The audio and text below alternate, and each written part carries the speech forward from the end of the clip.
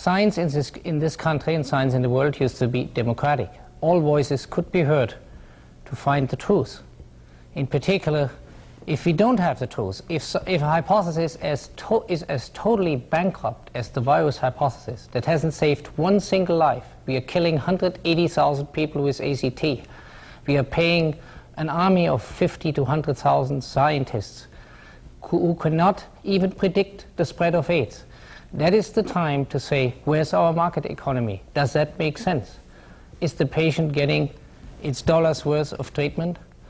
The answer is clearly no. Okay, when I was starting the ARVs, my weight was 28, my CD4 count was 66, my viral load was 750,000 copies. Since I've started the ARVs, this is my 5th year I'm on ARVs, then my weight now is about 65, and then my viral load is undetectable, my CD4 count is about 850. I'm very, very much healthy, and I can do everything that I want. Suppose you and a friend are arguing about whether or not James Earl Jones was in Conan the Barbarian. You say he wasn't, your friend says he was. You argue for a time, pointing out that there is no way James Earl Jones would do such a cheesy movie, after just finishing Roots and Star Wars The Empire Strikes Back. You point out it would be totally out of place to have a middle-aged African-American character in whatever setting Conan takes place. But your friend pulls up the Internet Movie Database. He finds James Earl Jones' biography. He plays an old VHS copy of the movie and shows you the actor in several of the scenes. He shows you the credits at the end of the movie. What do? Do you admit you were wrong? Get on with your life, comfortable in the knowledge that you are not an expert on Conan trivia? Or do you continue to argue the points, looking for flaws in the evidence? I think many of us have done this. We allow ourselves to stubbornly cling to beliefs that are contrary to evidence. That's denial. It's a natural human response to things we don't want to hear. It's different in science, however. The difference between a good scientist and a zealot or a kook is the ability to admit mistakes in the face of strong evidence.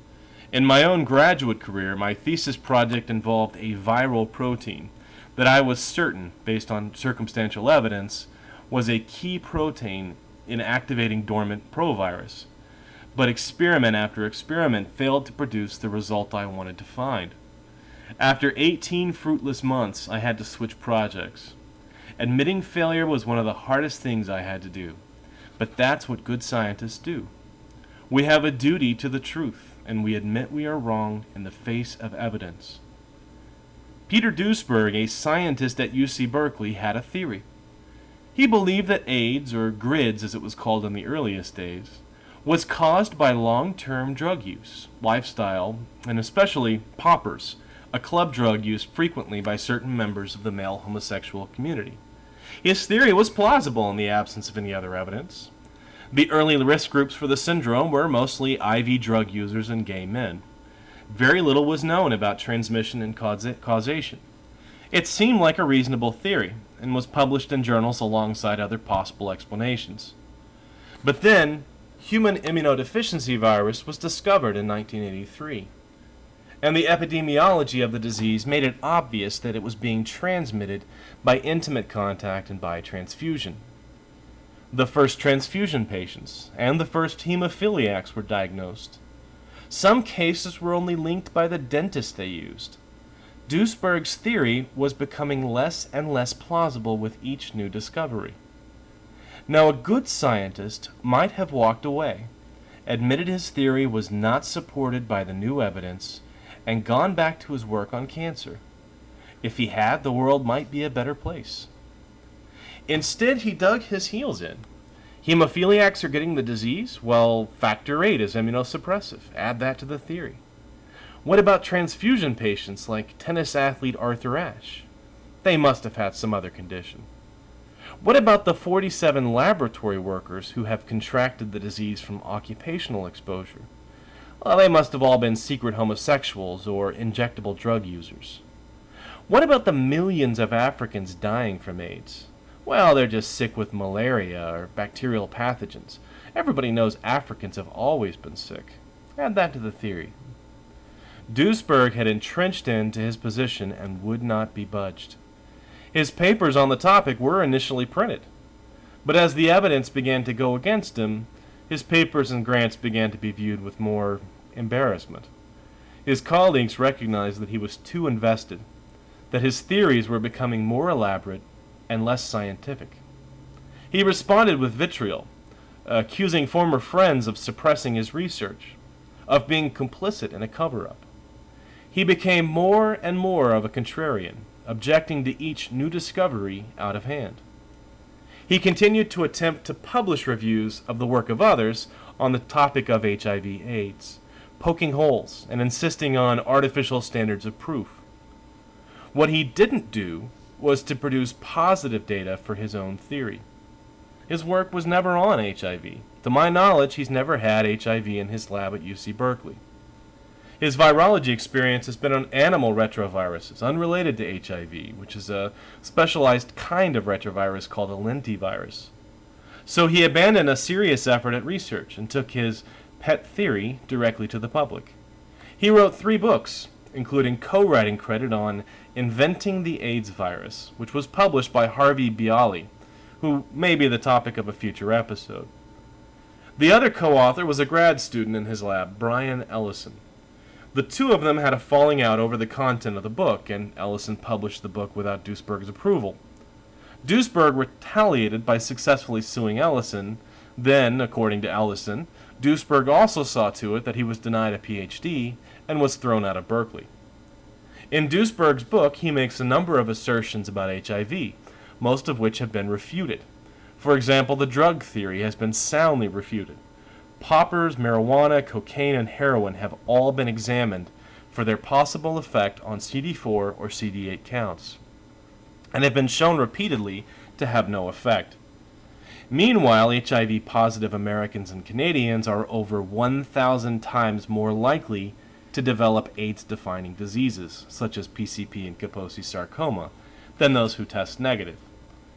Duesberg argues that the antiretroviral drugs, which have increased the lifespan and quality of life for so many HIV patients, is actually causing the symptoms. This is in direct contradiction to the evidence. Modern 3-drug combination therapy reduced the risk of AIDS and death by over 80%. What makes Duesberg more than just a harmless crank is his involvement in national health policy in South Africa.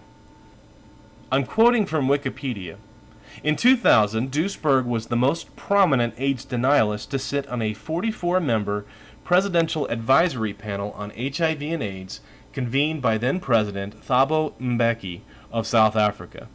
The panel was scheduled to meet concurrently with the 2000 International AIDS Conference in Durban, and to convey the impression that Mbeki's doubts about HIV/AIDS science were valid and actively discussed in the scientific community. The views of the denialists on the panel, aired during the AIDS conference, received renewed attention.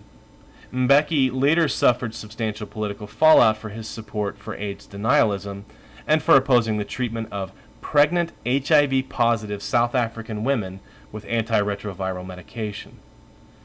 2 independent studies have concluded that the public health policies of Mbeki's government, shaped in part by Duesberg's writing and advice, were responsible for over 330,000 excess AIDS deaths and many preventable infections, including those of infants. A 2008 Discover magazine feature on Duesberg addresses Duesberg's role in anti-HIV drug-preventable deaths in South Africa. In the article, Max Essex, a prominent HIV/AIDS expert, says that history will judge Duesberg as either a nut who is just a tease to the scientific community or an enabler to mass murder for the deaths of many AIDS patients in Africa. A number of scientific criticisms of Duesberg's hypothesis were summarized in a review article in the journal Science in 1994, which presented the results of a 3-month scientific investigation into some of Duesberg's claims. In the Science article, science writer John Cohen interviewed both HIV researchers and AIDS denialists, including Duesberg himself, and examined the AIDS literature in addition to review articles written by Duesberg. The article stated, although the Berkeley virologist raises provocative questions, Few researchers find his basic contention that HIV is not the cause of AIDS persuasive. Mainstream AIDS researchers argue that Duesberg arguments are constructed by selective reading of the scientific literature, dismissing evidence that contradicts his thesis, requiring impossibly definitive proof, and dismissing outright studies marked by inconsequential weakness. The article also stated that although Duesberg and the AIDS denialist movement have garnered support from some prominent scientists, most of this support is related to Duesberg's right to hold a dissenting opinion, rather than support of his specific claim that HIV does not cause AIDS. I'm sad for Dr. Duesberg, because he has ruined what might have been a promising career in cancer research, not for holding views in contrast to his peers, not for being controversial, but for failing to recognize when he is wrong. The legacy of his denialism makes the world a darker place.